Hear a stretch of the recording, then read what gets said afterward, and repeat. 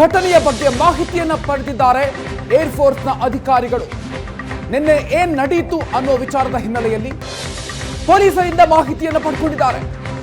FIR ಬೆನ್ನಲ್ಲೇ ಪ್ರಕರಣದ ಬಗ್ಗೆ ಮಾಹಿತಿಯನ್ನ ಸಂಗ್ರಹ ಮಾಡಿದ್ದಾರೆ.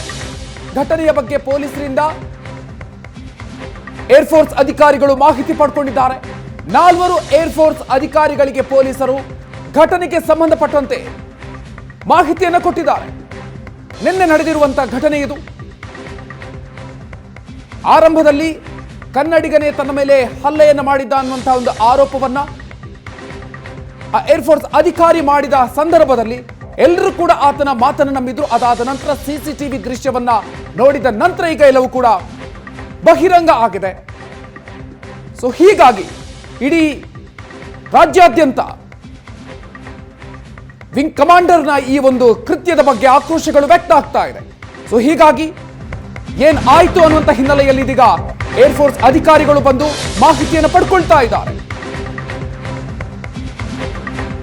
ಇನ್ನು ಕನ್ನಡಿಗನ ಮೇಲೆ ರೌಡಿ ವಿಂಗ್ ಕಮಾಂಡರ್ ದರ್ಪವನ್ನು ಮೆರೆದಿರೋದು ವಿಕಾಸ್ ಕುಮಾರ್ ನ್ಯಾಯಕ್ಕಾಗಿ ಕನ್ನಡಿಗರು ಆಗ್ರಹವನ್ನು ಮಾಡ್ತಾ ಇದ್ದಾರೆ. ಬೈಯಪ್ಪನಹಳ್ಳಿ ಪೊಲೀಸ್ ಠಾಣೆಯ ಮುಂದೆ ಸಾಕಷ್ಟು ಸಂಖ್ಯೆಯಲ್ಲಿ ಜನರು ಜಮಾಯಿಸಿದ್ದಾರೆ. ಕನ್ನಡ ಪರ ಸಂಘಟನೆಗಳು, ಕೆಆರ್ಎಸ್ ಪಕ್ಷದಿಂದ ಅನೇಕ ಜನರು ಆಗಮಿಸಿದ್ದಾರೆ. ವಿಂಗ್ ಕಮಾಂಡರ್ ವಿರುದ್ಧ ಕ್ರಮ ಕೈಗೊಳ್ಳಬೇಕು ಅಂತ ಆಗ್ರಹವನ್ನು ಮಾಡ್ತಾ ಇದ್ದಾರೆ. ಸೋಷಿಯಲ್ ಮೀಡಿಯಾದಲ್ಲೂ ಕೂಡ ವಿಕಾಸ್ ಪರವಾಗಿ ಅಭಿಯಾನ ಆರಂಭ ಆಗಿದೆ. ದೃಶ್ಯದಲ್ಲೂ ಕೂಡ ನೀವು ಗಮನಿಸ್ತಾ ಇದ್ದೀರಿ. ಠಾಣೆಯ ಮುಂದೆ ಅನೇಕ ಕನ್ನಡ ಪರ ಸಂಘಟನೆಯ ಕಾರ್ಯಕರ್ತರು ಆಗಮಿಸಿ ವಿಕಾಸ್ ಕುಮಾರ್ ಪರವಾಗಿ ಧ್ವನಿ ಎತ್ತಾ ಇದ್ದಾರೆ. ಕನ್ನಡಿಗರಿಗೆ ನ್ಯಾಯ ಸಿಗಲೇಬೇಕು. ಕನ್ನಡಿಗರ ಮೇಲೆ ಆಗುತ್ತಿರುವ ದೌರ್ಜನ್ಯ ನಿಲ್ಲಲೇಬೇಕು.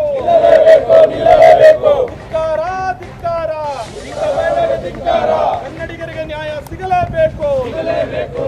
ಈ ಬಗ್ಗೆ ಹೆಚ್ಚಿನ ಡೀಟೇಲ್ಸ್ ಕೊಡ್ತಾರೆ ನಮ್ಮ ಪ್ರತಿನಿಧಿ ಚೇತನ್. ಇದೀಗ ನಮ್ಮ ಜೊತೆಗೆ ನೇರ ಸಂಪರ್ಕದಲ್ಲಿ ಜಾಯ್ನ್ ಆಗ್ತಾ ಇದ್ದಾರೆ. ಚೇತನ್, ಇದೀಗ ಒಂದ್ ಕಡೆಯಲ್ಲಿ ವಿಂಗ್ ಕಮಾಂಡರ್ ವಿರುದ್ಧ ಕೂಡ ಪ್ರಕರಣವನ್ನ ದಾಖಲಿಸಿಕೊಳ್ಳಲಾಗಿದೆ, ಎಫ್ಐಆರ್ ದಾಖಲಾಗಿದೆ.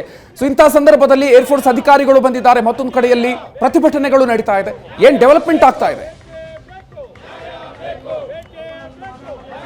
ಮಧುಕರ್, ಇದೀಗ ಬೈಯಪ್ಪನಹಳ್ಳಿ ಠಾಣಾ ಪೊಲೀಸ್ ಸ್ಟೇಷನ್ಗೆ ಏನು ಹಲವು ಕನ್ನಡ ಪರ ಸಂಘಟನೆಗಳು ಬಂದಿರುವಂಥದ್ದು ವಿಜುವಲ್ಸಲ್ಲೂ ಕೂಡ ಏನು ನೋಡ್ತಾ ಇದ್ದೀರಾ, ಹಲವು ಕನ್ನಡ ಪರ ಸಂಘಟನೆಗಳು ಇದೀಗ ಬೈಯಪ್ಪನಹಳ್ಳಿ ಠಾಣಾ ಪೊಲೀಸ್ ಸ್ಟೇಷನ್ಗೆ ಬಂದಿರುವಂಥದ್ದು ಜಮಾಯಿಸಿದ್ದಾರೆ. ಈ ರೀತಿಯಾದಂಥ ಒಂದು ಅನ್ಯಾಯ ಆಗ್ತಾ ಇದೆ. ಒಂದು ಕನ್ನಡಿಗನ ಮೇಲೆಯೇ ಹಲ್ಲೆ ಮಾಡಿ ಒಂದು ಈ ರೀತಿ ಉತ್ತರ ಭಾರತದ ವ್ಯಕ್ತಿಗಳು ಈ ರೀತಿ ಮಾಡ್ತಿದ್ದಾರೆ. ಮತ್ತು ವಿಂಗ್ ಕಮಾಂಡರ್ ವಿರುದ್ಧ ಒಂದು ಕ್ರಮವನ್ನು ತೆಗೆದುಕೊಳ್ಬೇಕು ಅಂತ ಅಂದ್ಬಿಟ್ಟು ಇದೀಗ ಆಗ್ರಹವೂ ಕೂಡ ಜೋರಾಗ್ತಿರುವಂಥದ್ದು. ಅಂದರೆ ಪ್ರಕರಣದಲ್ಲಿ ಸಾಕಷ್ಟು ಅಂದರೆ ಇವಾಗ ಆಲ್ರೆಡಿ ವಿಂಗ್ ಕಮಾಂಡರ್ ವಿರುದ್ಧ ಎಫ್ಐಆರ್ ಕೂಡ ದಾಖಲಾಗಿ ಇನ್ವೆಸ್ಟಿಗೇಷನ್ ಅನ್ನು ಕೂಡ ಪೊಲೀಸರು ಮಾಡ್ತಿರುವಂಥದ್ದು. ಇದೀಗ ನಮ್ಮ ಜೊತೆ ಕರವೇ ಮಹಿಳಾ ಘಟಕದ ಅಧ್ಯಕ್ಷೆ ಅಶ್ವಿನಿ ಅವರು ನಮ್ಮ ಜೊತೆ ಇದ್ದಾರೆ. ಅವರನ್ನು ಕೂಡ ಮಾತಾಡಿಸ್ತಾ ಹೋಗ್ತೀನಿ.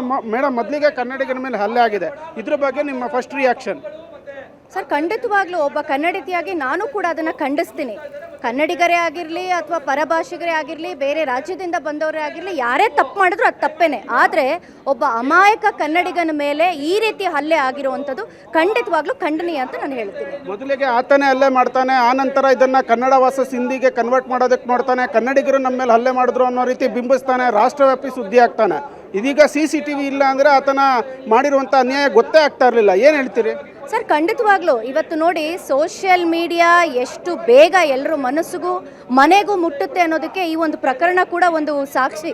ಯಾಕೆಂತಂದರೆ ಒಬ್ಬ ಮನುಷ್ಯ, ನಾನೊಬ್ಬ ಏರ್ಫೋರ್ಸ್ ಕಮಾಂಡರ್ ಅಂತ ಹೇಳ್ಕೊತಾನೆ, ಒಬ್ಬ ವಿದ್ಯಾವಂತಿ, ಅದರಲ್ಲೂ ಕೂಡ ಒಬ್ಬ ಸೈನಿಕ, ಒಂದು ಸೋಷಿಯಲ್ ಮೀಡಿಯಾ ಇದೆ ಅಂತ ಹೇಳಿ ತಾನೇ ಹಲ್ಲೆ ಮಾಡಿ ಅದಾದಮೇಲೆ ಸೋಷಿಯಲ್ ಮೀಡಿಯಾದಲ್ಲಿ ಕೂತ್ಕೊಂಡು ನನ್ನ ಮೇಲೆ ಹಲ್ಲೆ ಆಗಿದೆ ಅಂತ ಹೇಳಿ ಅದ್ರ ಜೊತೆಗೆ ಕನ್ನಡ ಅನ್ನೋ ಅಂಥ ಒಂದು ಪದ ಬಳಕೆಯನ್ನು ಮಾಡಿ ಕನ್ನಡಿಗರು ಅಂತ ಹೇಳಿ ಒಂದು ಸೋಷಿಯಲ್ ಮೀಡಿಯಾದಲ್ಲಿ ಒಂದು ರೀತಿಲಿ ಒಂದು ಸೀಕಿಂಗ್ ಅಟೆನ್ಷನ್ ಅಂತ ಹೇಳ್ತಾರಲ್ಲ, ಇದನ್ನು ಮಾಡೋವಂಥ ಕೆಲಸವನ್ನು ಮಾಡ್ತಾರೆ. ಆಮೇಲೆ ಇಲ್ಲಿ ಬಹಳಷ್ಟು ಜನ ಹೊರಗಡೆಯಿಂದ ಬಂದಂಥವ್ರು ವಿದ್ಯಾರ್ಥಿಗಳಿದ್ದಾರೆ, ಅದ್ರ ಜೊತೆಗೆ ಬಹಳಷ್ಟು ಜನ ಇಲ್ಲಿ ಬಂದು ಕೆಲಸ ಮಾಡ್ತಾ ಇರುವಂಥವ್ರು ಇದ್ದಾರೆ. ಆದರೆ ಅವ್ರು ಎಲ್ಲರಲ್ಲೂ ಕೂಡ ಇಲ್ಲಿ ನಾವು ಕನ್ನಡಿಗರು ಅವ್ರ ಮೇಲೆ ಯಾವುದೋ ಒಂದು ರೀತಿಯಾಗಿ ದಬ್ಬಾಳಿಕೆ ಮಾಡ್ತಾ ಇದ್ದೀವಿ ಅನ್ನೋ ಒಂದು ಸೂಚನೆಯನ್ನು ಪ್ರತಿ ಒಂದು ಇದರಲ್ಲೂ ಕೂಡ ಇದು ಗೋಚರ ಆಗಿದ್ದು. ಹಾಗಾಗಿ ನಾನು ಎಲ್ರಿಗೂ ಹೇಳ್ತೀನಿ, ನೋಡಿ, ನಾವು ಕನ್ನಡಿಗರು ಪ್ರತಿಯೊಬ್ಬರನ್ನು ಗೌರವಿಸುವಂಥದ್ದು. ನಾವು ನಿಮ್ಮನ್ನು ಗೌರವಿಸ್ತಾ ಇದ್ದಿದ್ರೆ ಇವತ್ತು ನಮಗಿಂತ ಹೆಚ್ಚು ಬೆಂಗಳೂರಿಗೆ ಬಂದು ವಲಸಿಗರು ಸೇರ್ಕೋತಾ ಇರಲಿಲ್ಲ. ಹಾಗಾಗಿ ನಾವು ಕನ್ನಡಿಗರು ತಾವು ಎಲ್ಲರನ್ನೂ ಗೌರವಿಸ್ತೀವಿ, ಪ್ರೀತಿಸ್ತೀವಿ. ನಾವು ನಿಮ್ಮಿಂದ ನಿರೀಕ್ಷೆ ಮಾಡೋದು ಕೂಡ ಅಷ್ಟೇ, ನೀವು ನಮ್ಮನ್ನ ಕನಿಷ್ಠ ಪಕ್ಷ ಪ್ರೀತಿ ಮಾಡಿ ಗೌರವಿಸಿ ಅಂತ ನಾನು ಕೇಳ್ಕೊತೀನಿ. ಅಂದರೆ ಇವಾಗ ವಿಕಾಸ್ ಅರೆಸ್ಟ್ ಆಗಿದೆ, ಆತನ ಬಂಧನ ಮುಕ್ತ ಮಾಡಬೇಕು ಅಂತಂದು ಸಾಕಷ್ಟು ಕನ್ನಡ ಪರ ಸಂಘಟನೆ ಸೇರಿದೆ. ಅಂದರೆ ಕಮಾಂಡರ್ನು ಕೂಡ ಅರೆಸ್ಟ್ ಮಾಡಬೇಕು. ಏನು ಹೇಳ್ತೀರಿ ಮೇಡಮ್, ಲೀಗಲಿ ಏನಾಗಬೇಕು ಈ ಕೇಸು? ಸರ್, ನಾವು ರಾತ್ರಿ ಕನ್ನಡ ಪರ ಸಂಘಟನೆಯವರು ಮತ್ತು ನಮ್ಮ ಕರ್ನಾಟಕ ರಕ್ಷಣಾ ವೇದಿಕೆ ಅನೇಕ ನಮ್ಮ ಸಹೋದರರು ಕೂಡ ರಾತ್ರಿ 3 ಗಂಟೆವರೆಗೂ ಬೈಪ್ನಳ್ಳಿ ಠಾಣೆಯಲ್ಲಿದ್ದು ಪೊಲೀಸ್ ಅವ್ರ ಮೇಲೆ ಒತ್ತಡವನ್ನು ಹಾಕ್ತಾರೆ. ನೀವು ವಿಕಾಸ್ ಅವ್ರ ಮೇಲೆ FIR ಅನ್ನು ಮಾಡಿದ್ದೀರಾ, ಆದರೆ ನೀವೇ ಬೈಪ್ನಳ್ಳಿ ಪೊಲೀಸ್ ಠಾಣೆಯವರೇ ಫುಟೇಜ್ಗಳನ್ನ ರಿಲೀಸ್ ಮಾಡಿದ್ದೀರಾ. ಅದರಲ್ಲಿ ಭಾಳ ಸೂಕ್ಷ್ಮವಾಗಿ ಗೊತ್ತಾಗುತ್ತೆ ಹಲ್ಲೆಗೆ ಒಳಗಾಗಿರುವಂಥವನು ವಿಕಾಸ್. ಹಾಗಾಗಿ ಆ ಕಮಾಂಡರ್ ಏನಿದ್ದಾರೆ ಅವರ ಮೇಲೆ FIR ಆಗಬೇಕು ಅಂತ ಒತ್ತಡ ಹಾಕಿದಾಗ ಆ ಒಂದು ಸಂದರ್ಭದಲ್ಲಿ FIR ಅನ್ನು ಮಾಡುವಂಥ ಒಂದು ಕೆಲಸವನ್ನು ಬೈಪ್ನಳ್ಳಿ ಪೊಲೀಸರು ಮಾಡ್ತಾರೆ.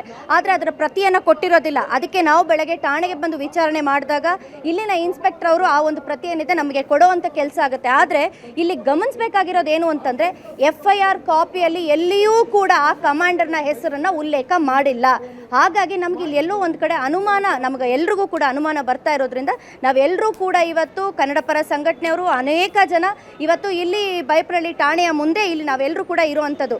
ವಿಕಾಸ್ಗೆ ನ್ಯಾಯ ಸಿಗಬೇಕು. ವಿಕಾಸ್ಗೆ ನೀವು ಹೇಗೆ ಬಂಧನ ಒಳಗೆ ಮಾಡಿ ಅವನನ್ನು ಹೇಗೆ ನೀವು ತನಿಖೆಗೆ ಒಳಪಡಿಸಿದ್ದೀರೋ ಇದೇ ರೀತಿಯಲ್ಲೂ ಕೂಡ ಆ ಕಮಾಂಡರ್ನ ಕೂಡ ನೀವು ಅತಿ ಶೀಘ್ರದಲ್ಲಿ ಬಂಧನಕ್ಕೆ ಒಳ ಮಾಡಬೇಕು ಮತ್ತು ಅವನನ್ನು ಕೂಡ ತನಿಖೆ ಮಾಡಬೇಕು ಅಂತ ಹೇಳಿ ಮುಖಾಂತರ ನಾವು ಕೇಳ್ಕೊತೀವಿ. ಇದಿಷ್ಟು ಕರವೆಯ ಮಹಿಳಾ ಅಧ್ಯಕ್ಷೆ ಅಶ್ವಿನಿ ಅವರು ಮಾತಾಗಿರುವಂಥದ್ದು. ಅಂದರೆ ಸಾಕಷ್ಟು ಹೋರಾಟ ಮುಂದುವರೆದಿದೆ, ಸಾಕಷ್ಟು ಕನ್ನಡ ಪರ ಸಂಘಟನೆಯ ಸದಸ್ಯರು ಇಲ್ಲಿ ಸ್ಟೇಷನ್ ಮುಂದೆ ಜಮಾವಣೆ ಆಗಿರುವಂಥದ್ದು. ಸದ್ಯಕ್ಕೆ ಆದಷ್ಟು ಬೇಗ ಕನ್ನಡಿಗನ ವಿಕಾಸ್ಗೆ ಹಲ್ಲೆ ಮಾಡಿದಂತಹ ಕಮಾಂಡರ್ ಏನಿದ್ದಾನೆ ಆತನನ್ನು ಬಂಧಿಸಬೇಕು ಅನ್ನೋದು ಎಲ್ಲರ ಒಂದು ಆಗ್ರಹವಾಗಿರುವಂಥದ್ದು. ಮಧುಕರ್.